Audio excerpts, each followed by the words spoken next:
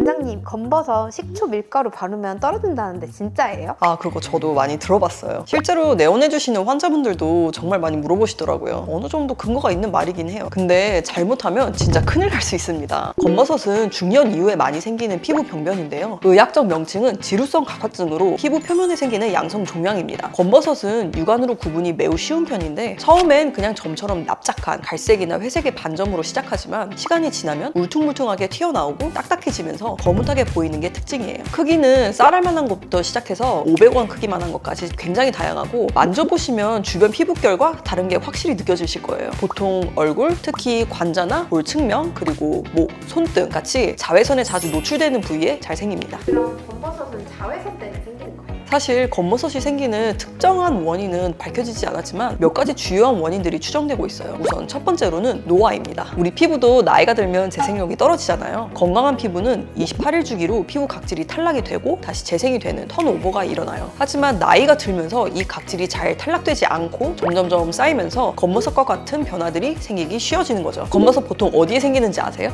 관자 이런 데 많이 드는데요. 맞아요. 뭐 얼굴이라든지 손등이라든지 이런 데 생긴단 말이에요. 이렇게 자외선에 장시간 노출된 부위에 검버섯이 잘 생깁니다. 그래서 자외선의 영향을 받는다고 추정이 되는 거죠. 마지막으로는 유전적인 요인인데요. 가족 중에 검버섯이 있다면 높은 확률로 검버섯이 생길 수 있어요. 가만히 냅두면 안 사라져요? 검버섯은 가만히 둔다고 없어지지 않는데요. 오히려 몇 년에 걸쳐서 조금씩 크기가 커지고 노화는 계속 진행이 되니까 개수도 더 많아지는 거거든요. 근데 이럴 때 너무 안타까운 게 검버섯은 표피에 생기는 질환이기 때문에 치료가 정말 쉬운 편이란 말이죠. 제발 더 커지기 전에 치료받으시면 좋은데 많은 분들이 식초, 밀가루 이런 걸로 자꾸 없애려고 하시는데 여러분 제발 이거 하지 마세요. 실제로 이런 민감요법 하시고 병원으로 오시는 분들이 정말 많으시거든요. 이런 분들 보면 이미 검버섯 부위에 피부 착색이나 약한 화상을 입고 오세요. 사과 식초를 이용해서 검버섯을 제거하려고 하셨던 분들인데 이런 방법은 검증이 되지도 않았고 오히려 피부 손상, 흉터가 생기면 검버섯 제거 비용보다 훨씬 더 큰 돈을 쓸 수 있어요. 왜 이런 얘기가 생긴 거예요?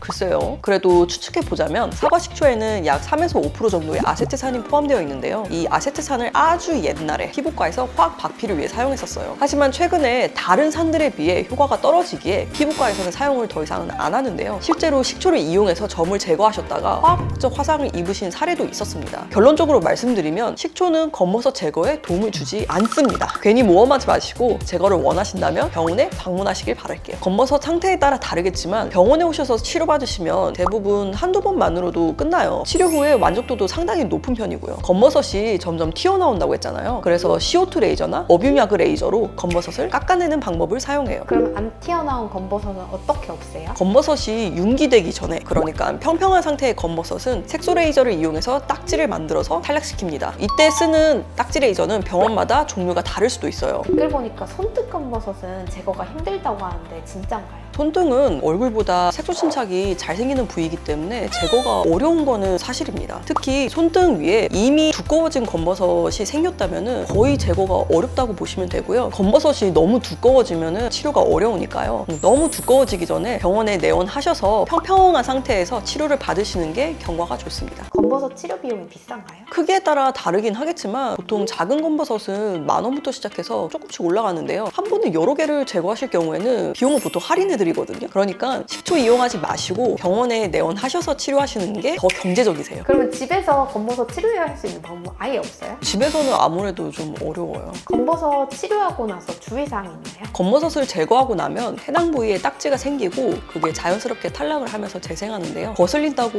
이 딱지를 만지거나 억지로 떼시면 절대 안 됩니다. 무조건 흉터 남아요. 일단 시술 직후에는 듀오덤 잘 관리해 주시는 게 중요한데 2, 3일에 한 번씩 갈아주시고 듀오덤이 인공 딱지라고 보시면 되거든요. 진짜 내 딱지가 생기면은 이제 듀오덤 안 붙이셔도 되니까 한 1, 2주 정도 그렇게 붙여주시면 됩니다. 듀오덤에 관한 자세한 이야기는 저번에 이야기했으니까 오른쪽 카드 참고해주세요. 그리고 제가 이렇게 열심히 없애드렸는데 선크림 안 바르시는 아버님들 많으세요. 그러면 제가 치료해준 의미가 없잖아요. 그래서 선크림 열심히 잘 바르셔서 최대한 그 치료 효과를 오래 유지하셨으면 좋겠습니다. 댓글에 검버섯 재발했다는 얘기도 많은데 검버섯은 사실 재발 잘 안 해요. 깎고 그 자리에 색소 침착 남은 거를 재발한 걸로 오해하실 수도 있는데요. 색소 침착은 결국엔 재생 과정 중 하나이기 때문에 기다리시면 또 흐려지거든요. 그래서 재발에 관련해서는 또 너무 걱정 안 하셔도 될 것 같아요. 그러면 검버섯은 나이 들면 무조건 생겨요? 아무래도 선크림 잘 안 바르시는 아버님들, 운동 자주 나가시는 분들이 잘 생기죠. 검버섯이랑 점은 어떻게 구분해요?